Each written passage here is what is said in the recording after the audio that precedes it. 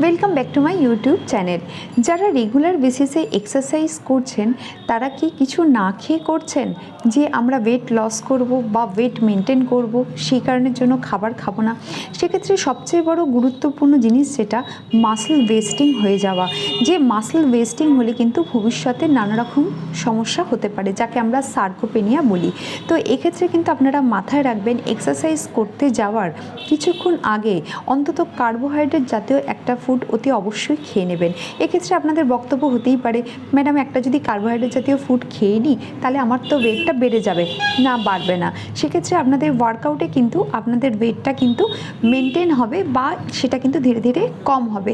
কিন্তু একদম যদি আপনারা কিছু না খান, যেহেতু আপনারা জানেন যে স্টমাক থেকে HCl আমাদের কন্টিনিউয়াসলি সিক্রেট হতে থাকে, সেক্ষেত্রে কিন্তু গ্যাস্ট্রাইটিসের সমস্যা অত্যন্ত তীব্র হয়ে যায়। অতএব চেষ্টা করবেন একটা কলা, না হলে একটা